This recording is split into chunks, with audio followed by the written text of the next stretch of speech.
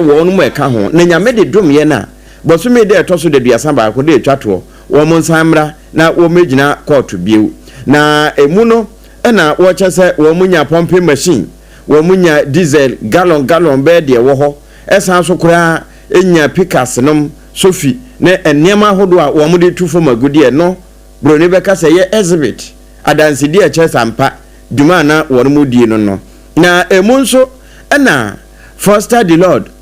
awadi mfinse aduanan ene Prince Wovi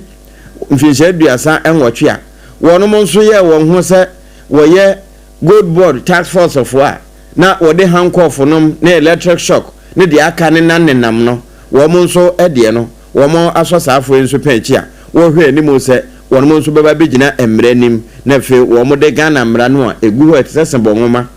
ede egu wo mo komu na eno chebo aso na etimu wa na bo se sa moyere wom na mmom so wo mutimi di mra no so de ene won ho so nsa abrobe na wo fo ho akwa akodi na sade mu nsamtie no so mpaka se ye ne de akira ye de beto awo na abusua ye ko ye chi kakra na yaka ye ho a afipino ene aduono amiensa 2023 no openima abosome no ne da na etoso edunwotwe meche 18 December 2023 ana upiemo ewo eyedoma wanom bono House of Chiefs ya menteme ho ase bi efa ahensem ho ene SOMPA traditional area ho esi ya na aye pinso na ne nyina ne sei na nasangba jafra a wotosu emienu wono enaja woso afenamu ehyaye ema wombo famra kwaso ede ne tusi akonwa so a na nka woye wohempoporo a wo SOMPA na nanom atrankonwa na aka ne nkrata se wanom de ne nkrata abekwa kopiemo ewo Bono Regional House of Chiefs na wanom agina tumu SSS ne de SOMPA wono ena abaye Paramount Chief na nkrata no afiri na royafo ensem ekoye no na akwaye entwensene na ebra na onyankodi hene na ne din ankasa ene owura Emmanuel Justice ankama na oye appeal court judge entini sese ya wokodi hene a wonom edi ni si akonwa so no ena obeye na nasangba jafra a wotoso emienu na lawyer fo ye bia esenka Bono House of Chiefs wonom ebeje nkrata asem atum na ko no so atumi aba beka wo ho nanka dibrebi anase bibia tumi eboa ama wono so wotumi nensaso so na eniema ibetimi agazete so wo hempoporo no wono so atumi agazete ebie no na onya kwan esanse no omonje ne krata asem no entumu na asem no wo matwetwea Kumasi High Court abusua akwa asetena ahye Bono Regional House of Chiefs se wonom fa sankrata asem ni nyina emapie mu a ni nyina efa nana sagba jafra a wotoso emienu no ho wonom fa mre National House of Chiefs ya wonom ewo Kumasi na asem no ekwa asetena judge a wotena asem no so eye Justice Abdul Razak Musa wono ena etena asem no so en wogina eye Chieftaincy Act 2008 at 759 so en woka che wonom essay emrama ho kwan se yede wo hene poporo esi adwaso a Bono Regional House of Chiefs anase baby kuro na yede sa hene no esi akonwa so no na nanom atena akonwa wo ho no wo mo gine nkrata asem tum no ono so anya akwanya anya niema bia ewose wono so o benefit yese wo hene na se wonom ade deadline ato ho ese nyankopon ya adomu ahwe be adweda ye kwasimi eyofos July bosume ne da toso aduonu ba ko kitansa bosume mu eyedadwoada wonom enfan nkrata asem ni nyina mapie mu ewo Kumasi National House of Chiefs no mo famre wonom na nyankopon ya adomu omo so fa mesom court no eye Kumasi High Court na se wonom anfa sankrata asem ya efa na nasamba jafra a wotoso mienu a edini si adwaso ewo SOMPA traditional area honom no a anhwe yi a na enyi obi enekumanchi yesi achichidie wo hoi openimoja dodo a yedinsuo ene fremu na empanimfo ene sompa kase ye twetwe nkomo no ene omudi tu dwa bio sei ensem bi afaye na eye contempt bi a eche doma traditional area wasaje fo osiade yo agima bedu a wotoso emienu eno so court ni hwemu se nyankopon ya adomu a 17th October wonom ebetena so na baby a wonom adebekwa koguo no wo mahu ne pomesi bre papa we ene de Kumasi High Court enso ede abasom pakase yada ne akiri ede asomo ene yemfiri Kumasi High Court ho na yemran kran mayor anamna do awono ena woda lending kropon na no wode ne nsira hwe eba o man Ghana ene abibiman enkurutama hodo bi a wono masi wonyintia so eso na Ghana hanon kan wo bae emu ene obehia na no mahemfo na wo se ne nante se nyina yese ya mamre ne ya mane ne wono modie no ye betimi die sie ne yie na die efin wo ho ye be hohoro ama ho ada ho se de be na ekolend na ebe ya kono eba Ghana nso a eno nso be ye akono enam saya so ma wone gamanche eken teki teku chru ya wotoso mienu ediesia na enkomobom no ena na ebe chese se de lending etie ena afi wohwe enkran so eye bibima mu Ghana etia won de ade sreba akompe ne beto won manim se won se won pesa amamre ne amane nyina dibom ne niema ye dia ene kwampa won mo fa so etimi hye efi so na wo mo ku efi no won mo fa nwura ha na yentimi nkamom se de be ne yenso ye betimi akun efi no na yakun yi sustainable. Just like London, we want to develop Accra into a safe, sustainable, future-proof city that works for the people within the context of our culture. In this regard, Accra and London can learn a lot from each other. One of the ways we can do so is to establish an accredited exchange program between London and Accra that involves the replication of waste management systems employed, learning best management and development practices as well as skills and resource potential exploration through observation and targeted training.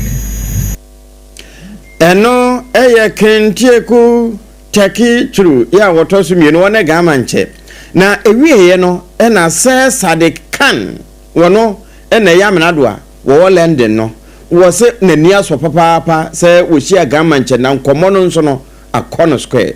This is, as you've ascertained, my first time in Accra and the first time ever that a mayor of London has visited Africa on official business. Now this week I'm meeting leaders, policymakers, investors and innovators in Lagos, Accra, Johannesburg and Cape Town to strengthen ties and usher in a new era of partnership. So of course I had to come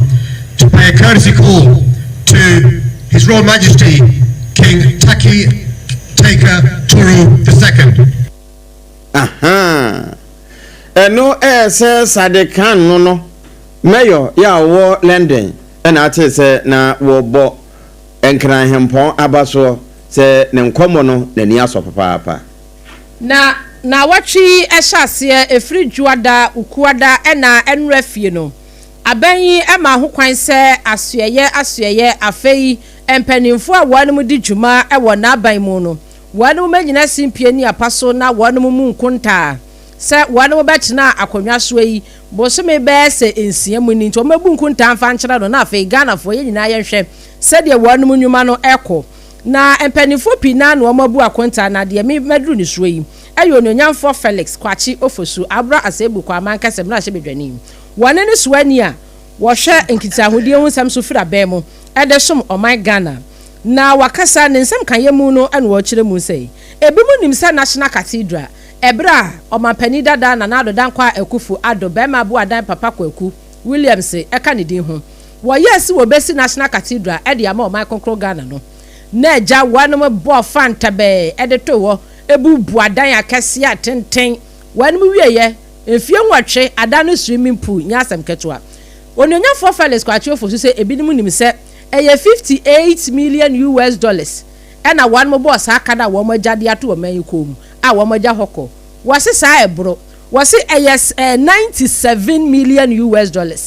enti yani ayenim se eye 58 no ononyafo Felix kwachi ofosu se ebro sa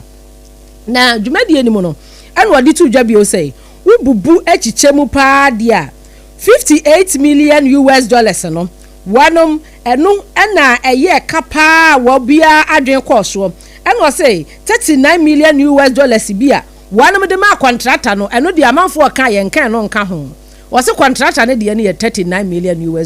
and to the can one net as when 97 million $. Every original simple near Paso Ekasai, some Pacassi, HB, say at the coy. There is actually an additional outstanding payment of $39 million due the contractor. Now, when added up, this brings the total costs incurred so far for the whole that sits at the site of the project to $97 million. Also, due to the lopsided nature of the contract, additional costs continue to accrue daily despite the cessation of work on the project since March 2023. Now, I want to take you through some of the findings contained in the audit reports, because there are those who have claimed that this audit report in question exonerates some persons. Now let me touch on discrepancies in consultancy fees paid to Sir David Ajayi and Associates Limited. The audit report reveals that there were troubling discrepancies in consultancy. Emu edewu entiani audit di ambakwa so audit mu audit bi enso a achaboso miensa boso minsia mo fa matri yanim ni ehu ebi ho no Ghana for a layman and woman yen shada and delve into it sa ye de enim say $58 million sebo openu akasa ye eyo nyan for kwachefo su Felix wono ene hwankita hode hu ensem no efri abemo edom so ye abura asebu kwa man kasemra hye bedwani eno no ene ma memfa nwram ewo asoyehwe yapomoden so o my Ghana so afọ oda no eyewura kwabena menta kando na paninyin so akasa se anesefo wo mo ntafre wa wode wasa wonsirem na edombo amo ohwenha wo mo no wode ahohare eye adwuma no eyo ne ye de ye frɛ ne se allowance no aban ye ndisi aban etoso mienu nyese wagya tua wo betua pa tua de ni hode ayese osoro bosuo de firi soro ba no esonse na de nyina ne se hunti wono mo a agent tete no nka wakomanto onyam na wo munya hotoso e wotine ya ban so se wobeyo ama wo makoma ato onyam. Ladies and gentlemen, this is another good news. I'm pleased to announce that just 24 hours ago, the nursing trainee allowance for both the first and second quarters amounting to 462.58 million Ghana cedis was credited to the account of our student nurses. This demonstrates that when we say we support our future health workers, we follow through. Moving forward, we'll maintain this momentum to ensure allowances are paid on schedule, because supporting our trainees today means building a stronger, healthier Ghana tomorrow. And it is our expectation that we are going to pay this on monthly basis. What you debited and it's a woman year film, Nemo credited the near the atum, and near Kwamnaminta Kano, and I walk under that chair. Nursing trainee for no say ye dia tototum enti obi ankocha na council na won hwe balance ya wo eno eyechini ya be toso mienu se wasi ne bo se wo be so man no na ewie ne wo de beto so se ebinom se wono no woni health background bia wote we wonye dokota enti eba apomuden hwehwemufo wo mo ha pa wonim ene wo se nya wono ne di kan ya wa be so afo hwe apomuden so a wonim apomuden mu nsem nanso eba adwuma de a 1 2 3 sabi wunim akenkan a ya won kwasha se mfiri 3 ansa waka aba wan na no so wo kire mu sei. Now, not being a medical doctor, and therefore you are not fit to become the health minister. I am not the first person in that ministry who didn't have a health background. Dr. Sepanyanki, because he's Dr. Sepanyanki, maybe some of you think that he's a medical doctor. He's not. He's a PhD holder. My own friend Ajimamanu, there are quite a number of them. And arguably, I'm told that the best health minister so far is Mr. Nyama Donko, arguably. But Nyama Donko didn't have a health background. And for me, I have been a ranking member on the health committee for the past 7 years. There is no agency I have not dealt with. So I'm very conversant with the sector. And my work as a ranking member is there for all of you to attest to it. Eno ho asem na yewura Kwamnaminta Kano so afọ hwe apomuden so ede tu dwa no enti wono mo ene nam na yakase wonne health background woni bibia fa health ho no eno kwakufine she SHPPY Ebusia Nana KJC Company Limited the CN Control say opa densie ni ma papa ato wona kache ena wasa wodi wani kire esan se so ya ketese ya brandie wo ya kokora wo ya babunu na se wan kasa no waso da ye se opese wo ye fie wura ana se wo ye usi dan na nso utina mu a mepacho Nana KJC enchensen papa no oton eba no enado ansate akwa baako ekosi nsate akwa bia wo pemeche 1 inch to be 1,000 inches ni nyina Nana KJC Company Limited e wo bi wona kache wo cement ya hodo a papa ne bi en woton eba no building wires ni nyina so owo bi ana bi mbe friend binding wires no ni nyina owo bi Nana KJC se en kancho se adansie niema ni nyina no wana kache eda na bem na bua so eda fom abusua wo ba wo betena se akonhyehyeye empo no se osika nso a ekwan wo ho no mu a wo betena se no waboa wo ema nso ani so ade hunu se obeye fie wura no etumi abam kuma se be bia nkran yato enkrabata no apeten na dwuma dini a wabonti Central Steel for one mu abɔ na ba so ama ne track tenten kakra kaboyi a wo de fa ne niema 0204 355 040 0204 355-040 Nana KJC Company Limited Emma adansie niema papa ni bi ento oba aboso meso a nyankopon ya dom nesa obu so menya aso nesa wuhu wade nanimu a woda wuno esa na brimbrim bo achew nesa wunye hu se unity a no wasi cross no wada nyame ase eye secure sanitary pad enu na waso hwe kira kwan na otumi de mo enu ana busum bia memo entememo na omo eye secure sanitary pad na me sedie ebua minute no me kanfo de amaw esanse we no enhyehye ena we no so etale silicone pant ni mu a u feel secure dan kasa se silicone pant nsa de etie no pad bi wo hɔ no mu a wo de tale mu entale o kwa na safety cultivation enti we no secure sanitary pad no etimi tale pant bia mu eboa wo minti na ewo minti no eboa so ne so atwetwe mu we enye ye wo ho e ma ho nya chaka bia ebo wa himfie no so ban say infection bi ene ade ni nyina ebesi ano eye secure sanitary pad oba wo ko dwa so a ne wato bi pe kwate na ewo minti no ma ne bo eye de enye asam ketwa eye secure sanitary pad mema no monto en surprise mo yire no monto en surprise mo kanchema no kumase ene ne nkwado monko mama excellent cosmetics mon frère no 0243 862 158 0243 862 158 mama excellence cosmetics warm secure sanitary pad ne ebi edun PZ taxi station ho no obehu yen kwada so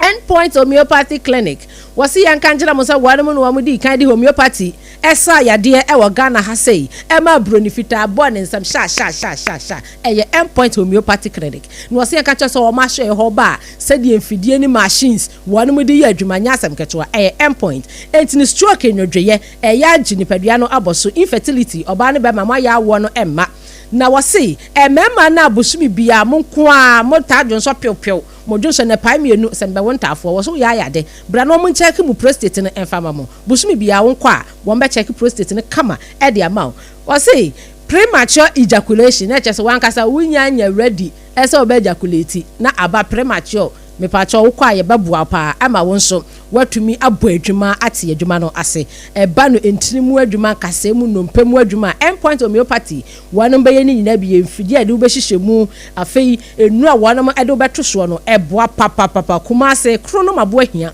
Angel Educational Complex School no achi ena obehu yan yi afei enkran hashel signboard Spinters Quantum pone so yetua hwanom me pa cho 0244 867 068 and 0274 234 321 na Endpoint homeopathy clinic wanom so enyo so wa madamenti ye basisi ya munde dinam se manya foreign call hello papa what do be any o se me feel London eko US o na no kra wo kunkura fa me gba mamania na papa mo ho te sei awurade aduma haboko na ko jejesi eko bo sempene mo de woton adansi ho niam no nso wo hye ho de wo hye ho eko ba mesi wo bo aduma kra sre kane no a na woduru US won so manfo bo ndin sa na papa US hakura de na ko jejesi company limited agi ba bia wo Holland Germany France Italy London Canada eba adansi ho niam dia obia se na ko jejesi company limited na matese wo bi depo kasie bi e wo kasoa e ho na wo bia koto adansi ho niam na eye no kura papa no kura pa a police station in Chenhua. Hey, a kuoba sempre monono. Onye mereda. She, where Kurano, me and somewhere and will be in Fufroyao. Baku of Buakwasa Passi Kumasi, and Bakuso Pokrasa and Kranha. Obiasi, Nana Kodoja see a Bemaba, our dancing, or ton cement, iron rods, banding wires, and Nadua plywood and just said about dance roll. Tis a BB, they share a dance yes, the Kobi. The pony in answer, a to football, would go more, what could you free? Akra we ka so depo any pokrasi de no kra to nchen wasa wobu akoteman Tantra Hill Iron City amanfrom wasa bie depo kese so e wo Koshiman Kumasi sepase depo no kra da nchen ebi so magazine road head office no wa bie depo kese so e wo da de ntam edwiso Akra road femeswa opposite Alhaji Salia ampaba meboshen Tanoso Breman and Amanfrum. Numbers of man for the fray 0244 313 752 and 0244 41 93 93. Nana Kujesi Company Limited. Hey, a Kuaba Endpoint Homeopathy Clinic. Ghana had the Obian himself a prostate. Na baby omutibi screening Emma Huni etuasia. Na a Endpoint Homeopathy Clinic. Anasa a kidney, a liver problem. Wofa baby and ajujo. Na the friend premature ejaculation no. Be maybe a one would offer kwakwisia. Asa wo di ne ho agro asa wo tonte ene ebra Endpoint Homeopathy Clinic na ye moawo e man ne mema mo pa wo eye Endpoint Homeopathy Clinic wo mo dem fua yare bia infections bi ne wo ho anase bia wo hwa wo fa ba bi na adwodwo kidney problem prostate de eye Endpoint Homeopathy Clinic kuma se ubehu Endpoint Homeopathy Clinic e wo konoma boy hia ena Akra hanso so de wo mo gina mu ankasa e wo Spintex bebre friend share signboard no huduro na ubusasa wo pe Endpoint Homeopathy Clinic obia e be kire for Endpoint ewo 0244 867068 and 0274234321 Endpoint Homeopathy Clinic womo dem fua Kweku minim sawaye she me kwa manane na so eboni show ho embaso Mane Honsepeno. Ebony Condoms comes in different flavors and available in all pharmacies, chemical shops, over-the-counter shops, and pubs. For bulk purchases, contact 055-230-0075. Ebony Condoms, Ghana's most pleasurable condoms. Make it worth it. We got peppermint, strawberry,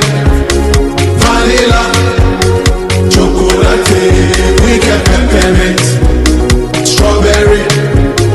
vanilla, chocolate.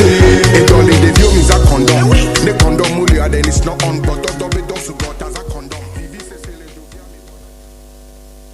Ewra, me pacho bra na me hwa de wo bagi. Bra, aden, enen so biem. Hey, time heba me hye ya me ka se yi ba akun. Ani wayi mi ensen. Bra, sanya time heba me hya esia jimi ni me fiefo enya de abako ebeso yen. We de udi se ofa ni nyina. Time heba me hya me ka se me di wa dance ya heaven ene de me kwa akopie. Enti se malaria we draw ne time heba mixture. Enye enunku o, de nanum oto a wontimi ani die no. Time heba mixture duro no ene ye ma wo. Oba a wafa afuo de wo ma akwada no fo. Ene akwada woni mfie dumienu entimi num aduro yi bi. Se obeto aduro yi bi anoma, hwe se wako hospital anase lab ame yehu se wo atudie malaria yi bi ansa. Se o petam heba mixture enu dudu etu a, fo ani kire KNG Herbal Center ewo Emrom Abidjan House ana ba akoso wo atonso Monaco Junction. Enu echi obenya bi atowo over the counter medicine sellers. Ene herbal shop dodo na em. Fre 0244 417669. Kayo set time no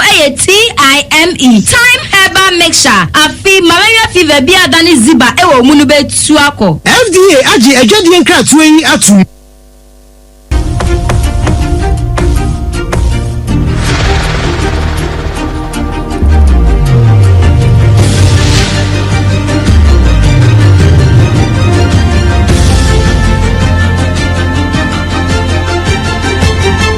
SOMPA TV Emma Aketiapa. Ebusia yada se waboa yem yakwaje aboa from kratwe abayatoa ensam no eso ewo mrahye bedwafie ofuase ayirebi emrahye bedwani upiemo ewo mrahye bedwafie a why ranking member ewo economy and development committee no eso onenya fokodwo ponkroma na asem na meken na enra ogina simpie ni apaso ewo mrahye bedwafie ewo abra wobo aban yi empanimfu a wonom ebo adwuma no wobo wonom abaso na numu anu wase flagship program bi wo hɔ no mo a aban ede aba emrahye bedwafo wɔnom enya asset enhwemu na ɛkyerɛ sɛ wɔnom hyɛda ɛmfa ho nkratasɛm emepie mu ɛwɔ mrahye bedwafie ɛma wɔn mu ntesetese mu ehu sɛsɛ de adeɛ no ɛte pɔte wɔ se feed Ghana asese wɔnom sɛ ɛyɛ agri business economic and transformation program ya wɔnom pa ahontoma ofosu obuso mene da na ɛtɔso edu ɛnan no wɔn mu hu hwee ɛwɔ mrahye bedwafie afei 1 million coders program no so ofosu obuso mekro na mekyerɛ epo ne da na ɛtɔso edu nson ɛno so sada wɔn pa ahontoma emepie mu ɛwɔ mrahye bedwafie national apprenticeship program so ofosu obuso mene da na ɛtɔso aduasa afei adwumawura program no so ofosu obuso mene da na ɛtɔso aduonu ɛnwɔtwe ɛba no 24-hour economy initiative na ɛno so June buso mene da na ɛtɔso ɛyɛ edu emiensa wɔnom ɛpa ahontoma ana afei labor export program no so me buso mene da na ɛtɔso aduasa ɛbaako sa program si ɛna ne onunyamfo kɔdwo pɔnkroma ɛka ho asɛm sɛ emrahye bedwafo enya emu nkrata asɛm enhwehwɛ mu ehu sɛ de aban no ɛpɛso wɔyɛ ɛkɔ sika wɔde awura mu ɛne de ɛkeka ho ɛnte ho behia so ɔmo ba bepie mu ɛwɔ mrahye bedwafie sɛ de ɛbɛyɛ a wɔn so bɛtena so na wɔn ho sɛ de ɛkɔ na wɔn ehu bibi na ɛyɛ fishi a wɔn so ayi asotire ama Ghana adehye nso atumi ate sansɛm yi a wɔkan ase sompa kaseɛ ɛne ɛbra na mpanimfoɔ ɛkasa ɛwɔ mrahye bedwafie no sɛdeɛ ononyamfo kɔdwo ɔpɔnkroma ɛkyerɛ ne nsɛm no sompa ɛntoa so sei ɛmfa ɛnsomo. The reason is, Mr. Speaker, there are papers that concern issues of national interest, issues of economic interest. Programs have been launched by the government. Until date, we have not received a single A4 sheet detailing it, which will make the oversight function of Parliament difficult. And I just want to bring to his attention, the Agric for Economic Transformation Program, or Feed Ghana, was launched on the 14th of April 2025. Program document is not before Parliament. The 1 million coders program, 17th April 2025. Program document is not before Parliament. The National Apprenticeship Program, 30th April. Program document is not before Parliament. The Ejumera Program, 28th April. Program document is not before Parliament. Just about 2 weeks ago, Mr. Speaker, the 24-hour economy, I think, was launched. The Speaker even admonished that Openi okasa ye mrahye bedwani a wosoma de hye a wonom ewo ofo ase airebi upiemu mrahye bedwafi a committee ya wonom hye economy and development committee no wo ranking member eno okasa ye no ononyamfo kodwo opon enkroma ene mayenkowie wa amanone na medo okọ Syria ene Israel fo wonom ntokoya ho sesi Gaza mpapre no so wonom kire nipa be se aduanan baako ena topa ye baako a Israel for to ye no wonumoti nananom wonse do na eno ena health minister ya wowo Gaza echese no kwasem ni Israel ne Hamas na fe Syria for Palestine wo montokoi no ayento kwacha nye pa Hamas fo ya Ahmed Yasin nom eko prepare ntokwa no edebe 2023 mu se de Israel fo asie kum Palestine fo enya asamketwa nenso akwa ese twero no ka se eduru baabi ese so akum empemudu na David de wakum opepem nom ne ade a ema so obufu ye no saa na akwakoye na wo mu bubu ne sre ne abasa pa obetimi aka de nsense ne bo se wo mu kenkan nipa Palestine fo ana Syria fo Hamas fo no wonu makum ewo Israel eye apem wo hane aduasan kono ena wonu makum efiri se wo mo sento kwana se 2023 October was me da na etoso nson no de asono no ewieye se wo mo kenkan de Israel fo ya hye wo mase atoro wo mase ewo southern Syria ho so wada enya asamketwa eno wo betimi aka ni pre enye pre mfa se nipa empem wo haduasan kono ahankono ene eduoso nan ena wo mo nyina ti nanam wonse do ebu ahanu de ya kire wo mo se tese de ya fa nkoa no afa wo nomum ya sabre wo mugusu ade wa no tum ehwe senkaja wo mbedom ajeja wo mo ama ano adwo na emu empem aduonum enwotwe ahensia aduosia nson de sesei ebi wo ha wo nensa ebi ne nan wo mu nyina wo aprekuro ya kane enye saa na wo no mote we amanebo a efiri asoye ehwe apomuden so ewo Gaza ene wo chese no kwasem ne ntokwa no Israel die unprecedented. Unprecedented ebusia yenya yeso na anopa no sia bremu kasia ya to din na KJC Company Limited kasia no yemu ni komu sen epen safei eno waso wafidia ensema yedidi wuntua no ebi NSA onyenyamfo Felix Kwachi ofosu abra asebu kwa maka semra hyebedwani wanukura ya ena woto amane efri abemu esom yen wodi atudwa akire mu se National Cathedral Project no omo ebo ho ka $97 million enti no contractor ede ya ka ho ano eye $39 million ya Ghana for yenim ochire mu so afọ hwe apomuden so se nursing trainee allowance anese fo amoje ntete obi ankohwe na council na wo mapia ede agum abusia ensempi ene ede som ena no pesha no so se ensemi etwa free SOMPA 106.5 FM Accra Jene ho sachirame na wasante mantamu a eya SOMPA 93.1 Kumasi Ayuko FM 100.9 Adamfopa Radio Butu Paris France Abrochimemu a wonom so eso ensemi mu eto peten ye takwa eya SOMPA 101.1 takrade eya SOMPA 103.3 afei tachiman eya SOMPA 106.1 shunyani ya SOMPA 98.9 enkranza ya SOMPA 90.7 afei doma eya SOMPA 101.3